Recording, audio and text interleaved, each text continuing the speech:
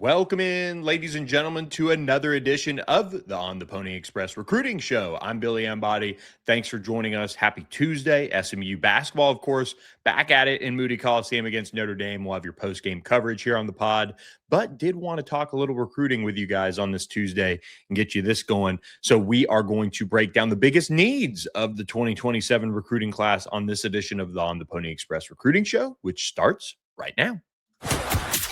This is the On the Pony Express podcast, part of the On3 network. Check out all the SMU coverage you need at onthePonyExpress.com. Now, here's your host, Billy Embody. 1, 2, 3, let me go.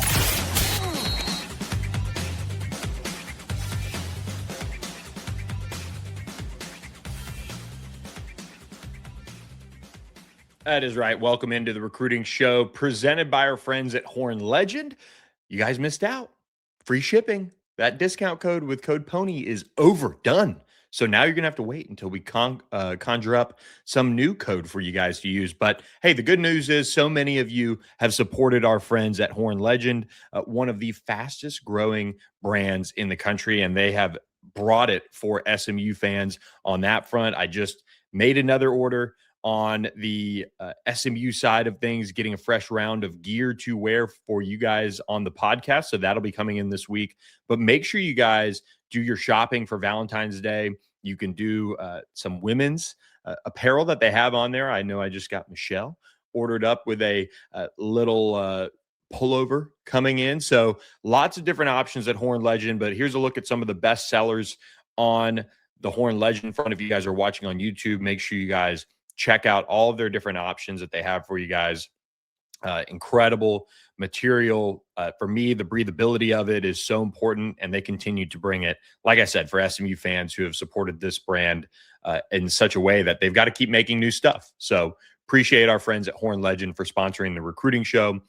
But let's jump in here as get my screen right there as we look at the biggest needs for this 2027 class. And I look at 26, and I think we've seen the wide receiver position. We've seen the offensive line. We've seen the defensive line really be addressed. And those positions are really important. And I think, as we talk about high school recruiting these days, there's got to be the portal side of it, the portal piece, and what all that means and what that could look like for the class of 2027 and each class that we talk about these groups with and how that'll impact how these are viewed and how you should evaluate, hey, how's the staff doing? How are they hitting their markers? Well, if you look at where this program is from a high school recruiting perspective, there are some positions that are higher up on the ranking than they would be versus on the transfer portal side. Like, we know that the front seven is really a veteran group for the most part on the defensive side. So when I look at the high school side of things, I think, okay, it's important that they get, 3 defensive ends to kind of mark what they lost or are going to lose out of that group after this season. But at the same time, that's going to be a heavy mixture of portal and high school guys in all likelihood. And I'd be intrigued to see how the staff approaches that group, because you do have some key pieces that would be back for 2027, but at the same time, you need veteran depth. You need some of that competition to complement what you have now coming up through the high school ranks with a Jalen Shivers, a Hudson Woods, and a Montre Harris. And so that's always the conversation that is so fun, and we could walk and run in circles really talking about it and how to best make use of funds and resources and all of those things. Now, I'm of the belief that SMU should always be a player in the portal for a highly sought after defensive tackle and defensive end each cycle, right? Assuming you're going to lose a key contributor off of that position group each year. And for the next 2 years, that's going to be it. After the 2026 season, you're going to lose an Akil Washington and Marquise White. You're going to lose a Malcolm Crowder and Jonathan Jefferson. And you have some nice pieces coming up behind them that'll have eligibility still, but you always want the front seven to be as formidable as possible. So there's always that line to walk. So when I talk about biggest needs, we will do so in the light of, well, there's also the portal that will address certain areas. And so I want to give you guys kind of position by positionally whether I feel it's a big need or not. And I think that's kind of the best way to do it, because when you see these, and if I listed off, let's say 4 positions and said, all right, we're going to go this group, that group, and that group as the biggest needs, well, you could make the argument on all sorts of positions. So outside of just listing off 4 groups and saying that's my biggest needs, I'm going to go position by position and decide whether or not they are the biggest needs. And at quarterback, SMU's already solved this. They have Malachi Ziegler committed, one of the top quarterbacks in the country. They're excited about him, his long-term developmental path. You know, when you look at the quarterback position, I think this is one that probably you're looking at a portal situation as well for SMU after Kevin Jennings departs following this season, because you're in a stage of college football and college athletics as a whole that you can't necessarily leave this to, all right, we like what we've seen from Ty Hawkins. That would be very bold. And that comes from someone that you can see the fit of Ty Hawkins in this offense and really like where it's going. But at the same time, are you going to leave that to chance when you have some of the monetary resources that will be coming off the books in 2026? And this is, you could argue, Rhett Lashley's, and we're obviously way ahead here, guys, right? Like 2026 season hasn't even been played out yet. But this could be Rhett Lashley's next biggest decision, because you are going to have a quarterback room that, with Ty Hawkins, with Malachi Ziegler, obviously Cole Leinert sandwiched in there, that is a healthy mix of the high school guys that you've recruited. But at the same time, you can't go into the 2027 season with questions, because you're going to be returning a nice group of wide receivers, running backs, offensive line will have some key pieces back. You'll have to replace some big names, there's no doubt. But the offense just needs somebody to be the conductor, and it should be revved up, ready to go. So you're going to look at the quarterback position and say, okay, it's already solved in 27, but you're going to go portal as well. I just got to believe you're going to do that. And you're going to roll the ball out between the two of Ty Hawkins and someone else, and you're probably going to see which one comes out on top. That's my gut. I think that's also what they should do. And Rhett Lashley might sit here if he was on this podcast and say, you know what? No, going into this 2026 season, we love Ty Hawkins. He's going to be the next guy, and we're going to use those resources elsewhere. Or they're going to go in a direction at quarterback that is, let's say, adding competition versus we're bringing in a bigger name quarterback transfer to start at the position, like a Duke going and grabbing Darian Mensah from Tulane type of decision.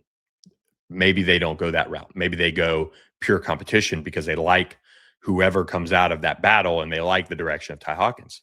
That would be a choice, in my opinion.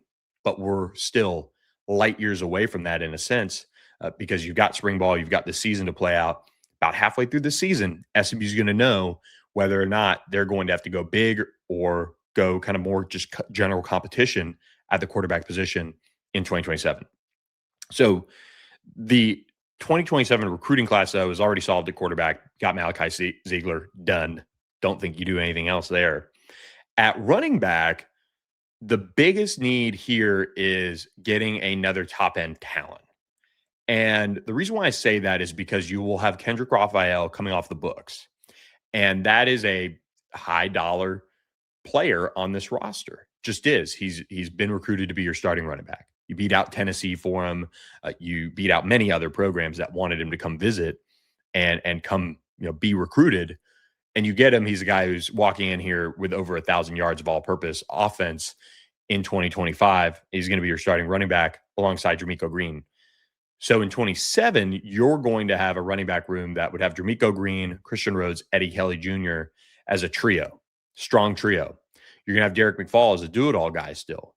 So when I look at that, I say, okay, the big need in this sense is to go and get a star, because that's what you can go and invest in, and you can retain and do all those things. That's my guess. So not a big need position because you have so much young talent. Kind of similar to how I'll talk about wide receiver. And wide receiver is only losing one player off this team. So as we transition to wide receiver, this is a position group that isn't a need.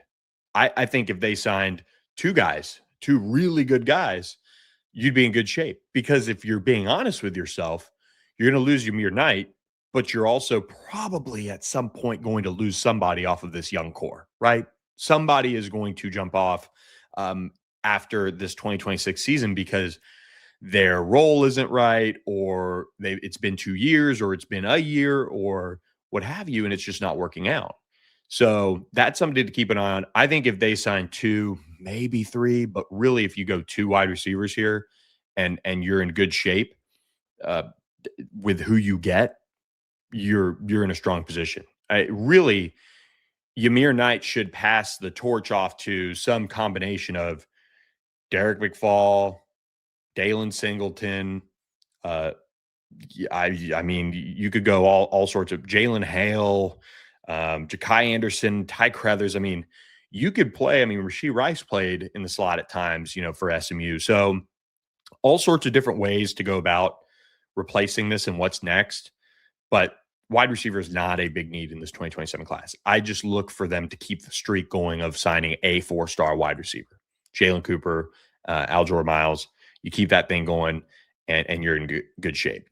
Tight end, big position of need here. Riley Dodge gets thrown into the fire, and he's got to sign two quality tight ends, because when you look at what's next, you're going to have maybe a veteran in Trip Reardon back.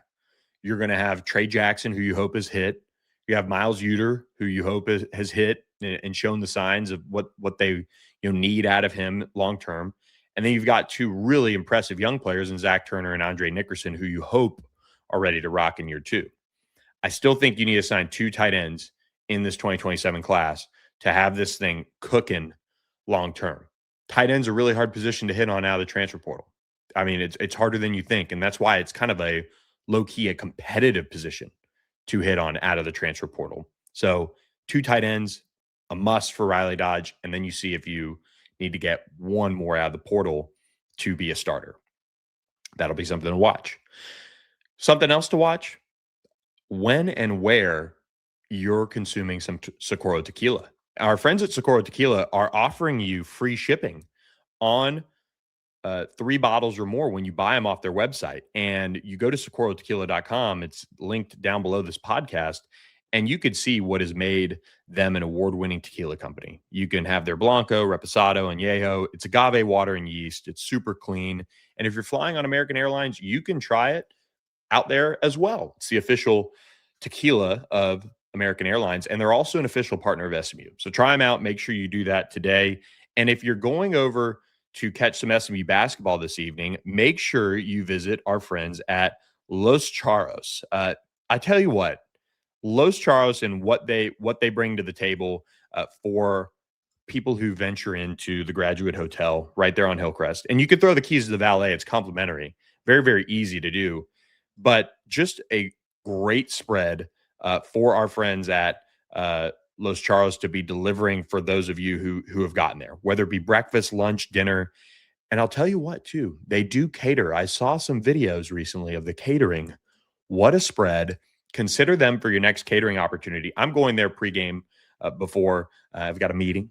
So doing a little meeting with our friends at Sportsmo at Los Charros before the basketball game this evening. But the catering at Los Charros is something that should not be slept on. So make sure you look into that for your next event. And if you go into the restaurant, enjoy a free bowl of queso when you mention on the Pony Express. So make sure you support our friends at Los Charros. They're big supporters of SMU, and great spot there on Hillcrest Avenue, right in the Graduate Hotel. And they sell Socorro tequila as well. At the offensive line position, SMU is in really good shape here long term. I think if you're Garen Justice and you're losing PJ Williams, Andrew Chambly, and Addison Nichols, you're looking at a group that you want to go out and you want to hit on 3 high-quality offensive linemen. And the reason is because you're going to have a guy like Draymond Odoms who's going to be at left tackle, or maybe one of the younger guys who just got to campus. Maybe that's how it plays out. You're going to have a younger guy at right tackle. Who could that be? There's a lot of competition that's going to be going in there. You're going to have some combination of either an Alex Woods or some other player at left guard. You're going to have somebody taking up for Addison Nichols at right guard because they're already going to be probably been on campus. So if I'm looking at this group and you lose 3, I'm looking at the high school ranks and I'm saying I'm going after 3 really good ones. And he's gone kind of a little bit of, I would say coast to coast, a little bit West Coast, and then Texas in his recruiting. And we'll get into targets as we get deeper into the month of February.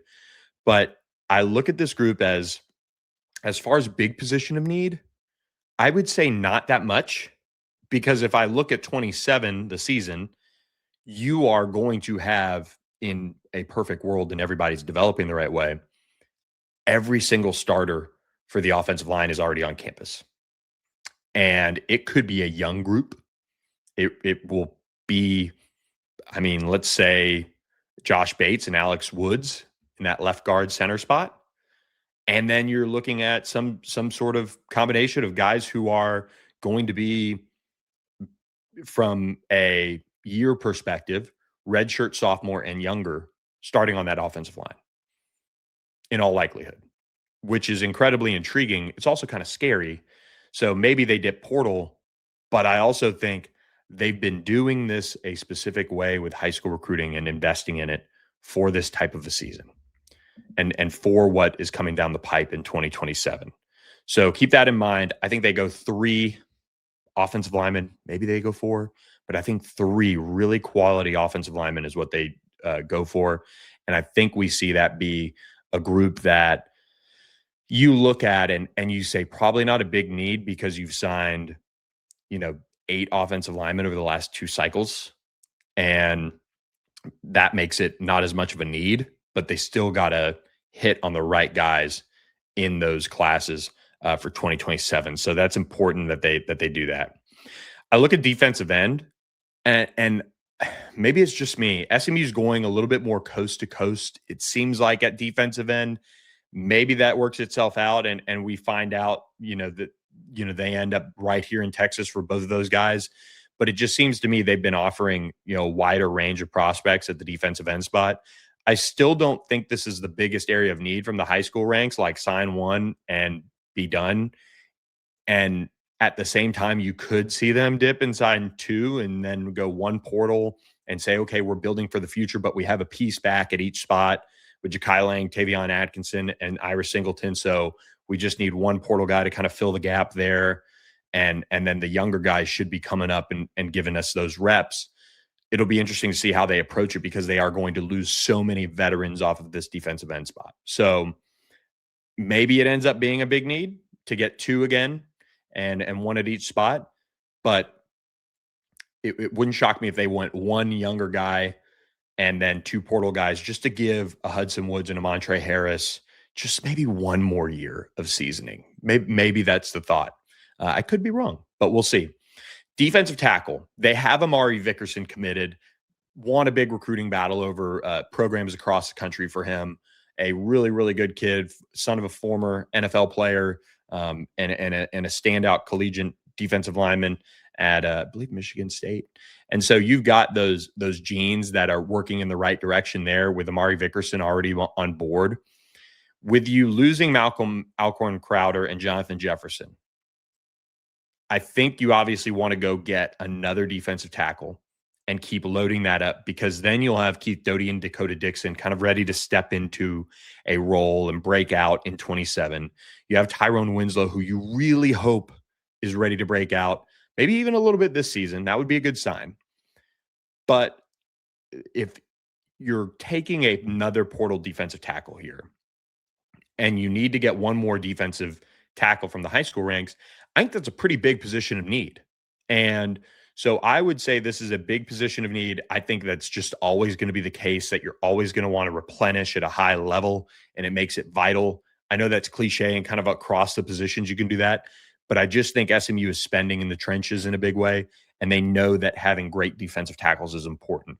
I think they want to go find 1 more defensive tackle from the high school ranks, shoot, if they feel really, really strongly, but this is a big bet, maybe they go for 3. But I just don't. I think the combination of Kevin Allen, Wu Spencer, and Christian Davis could be very intriguing come 2027. But are the younger guys going to be ready? It's a big bet. By then, recruiting's kind of already done.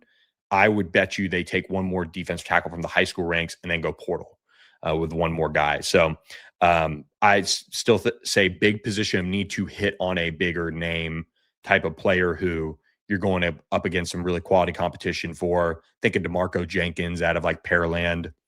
There's some other guys out there, that they'll work on and continue to work to, flip and stay in the mix for Jalen Brewster and Kadrian Redmond and guys like that. But I think you look at what SMU has already at that defensive tackle spot, holding on to Amari Vickerson as it stands, and then going after another big name guy, you get that situation fleshed out and in good shape, and you're going to be just fine. So I like that spot as well for them. So linebacker, I think this is a big high school spot.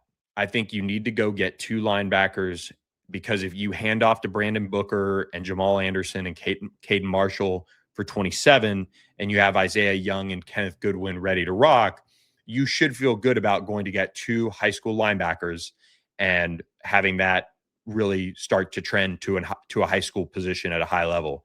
You think about it. Alexander Kilgore, Brandon Maizono, Brandon Booker, all high school additions for SMU that are panning out at a pretty good hit. Isaiah Young, Kenneth Goodwin up next. Maurice Crum has to go get 2 high school guys, because I just think that's where this position is. If you're betting on Caden Marshall developing the way he has, that's going to be a nice piece to go with Brandon Booker. You'll have Jamal Anderson. You would hope Isaiah Young or Kenneth Goodwin can kind of carry that. So I would say 2 high school linebackers, and maybe you dip into the portal again. This is where it gets interesting at corner.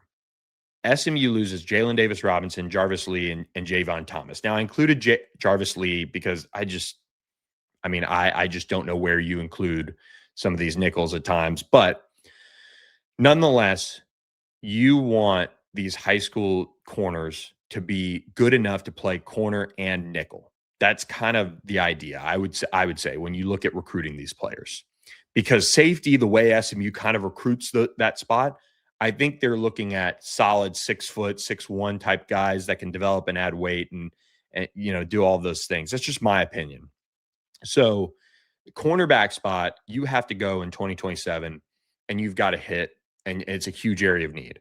You should have some decent salary coming off the books in a sense, but if you have Marcellus Barnes coming back and you have one of these younger guys panning out at corner, and that's a good situation to be in. So I look at those spots and I say, you need to just go get 2 high school corners that are going to be really high-end players for you, I think. And whether that's a Montre Jackson, whether that's shock the world and get John Meredith III, something of that nature, that would be great. And then you're in a good position long-term to develop those guys, Javion Holiday, Zay Gentry, Speedy Nettles. It's a great young core to go with a Marcellus Barnes. And then in 27, they're going to be, kind of ready. In 28, they'd be ready to kind of take over and build with that group, that core group that'd be older at that point. So that's how I kind of look at that spot. It's a big area of need for me. I really like to see corner and I really like to see corner take kind of that next step up of guys that are 6 foot, 6'1", look the part of NFL DBs. Like SMU needs a Charles Woods, and they really need to find a way to get him in a high school recruiting class. And maybe they go JUCO too to find that. But that's kind of the next step I want to see.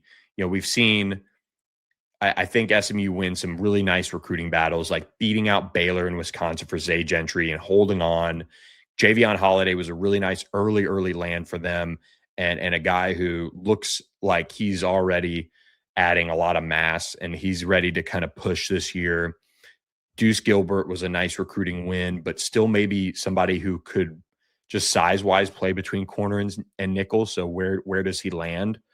But I think an outside corner with length and size would be just paramount in this class to make you feel good about it long term. So Big position of need. On my chart, and it might be different, you at minimum lose 2 corners. You could technically say you lose a third with Jarvis Lee, or you just lose a safety in Jarvis Lee. So when you look at safety, you've got to, after a class where in 2026 you didn't end up taking a safety, you let one go that you didn't sweat at all, and you kind of are like, okay, we probably, just from a numbers perspective, probably want to keep Markel Ford, but we're not going to sweat it either, because we're going to go out and get 2 safeties that got to play right now, and we've got really young players that we like a lot in Tyron Polley, Sile Reyes, Jalen Moses, and Kadavian Dotson Walker. So those all are true. Safety for me is similar to corner, where you need to go, and if you're Scott Simons, they're in great position for Hutto, defensive back, J.J. Fields. 2-way prospect, really, really high-end offers and recruitment, and I think somebody should be on the move up in rankings. Get him on board, and then go out and find your other safety piece, who's a cover piece.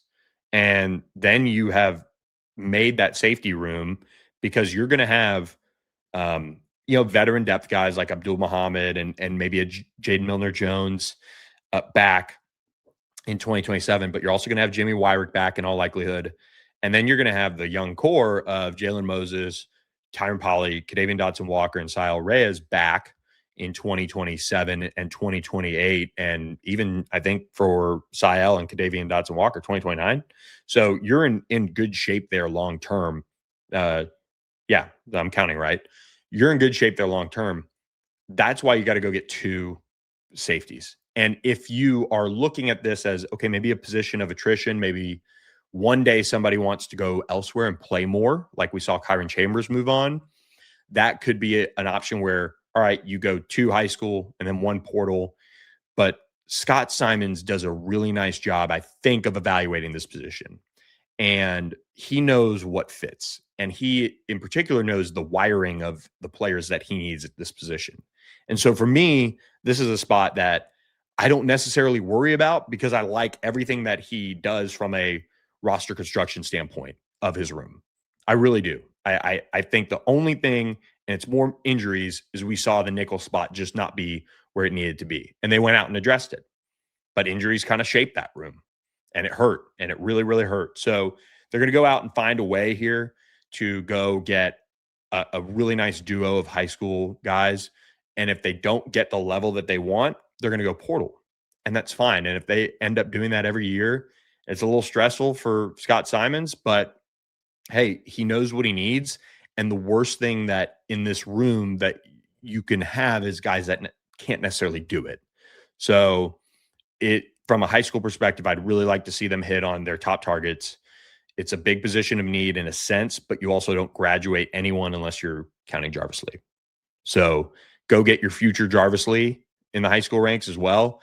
It's a tall task between those 2 spots of J.J. Fields and who could play Jarvis Lee's role, but it's doable. And we've seen the success that position can have when you hit on it. So will be interesting to watch. But that is just me kind of walking through. I hope it made sense, the biggest needs of SMU recruiting in 2027. So with that, I do want to remind you guys about our friends at Sports Mode before the SMU basketball game tonight. Also, women's and men's micro donations in college basketball are on the top of mind for Sportsmo. And so learn more about how you can support SMU basketball with our friends at Sportsmo. Download the Sportsmo app today and make sure that you start sending in those micro donations. Look, women's basketball struggling. You want to help build a better team? Make those micro pledges. When they hit certain benchmarks, your money that's tax deductible is going to go to support SMU women's basketball. So make sure you check out our friends at Sportsmo and see why they're on the cutting edge of fans helping support their favorite college basketball teams. Everyone talks about growing the sport of women's college basketball, but growth doesn't happen on hype alone. It happens when fandom turns into something bigger. Sportsmo lets fans directly support the teams they believe in. Download the app, fund your wallet, follow the game in real time.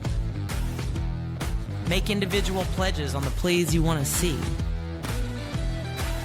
Join or start a group and multiply your impact. Your support doesn't just power your team, it powers the players and it powers the sport. Download Sports Mode. Power the play.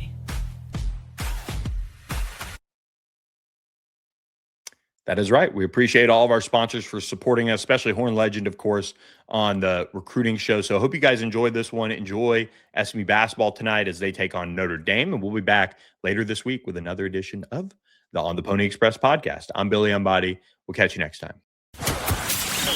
Thanks for listening to the On the Pony Express podcast with Billy Embody. Follow us on your socials on X at SMU3 and on Instagram at On3SMU. And keep it locked to OnThePonyExpress.com for more coverage.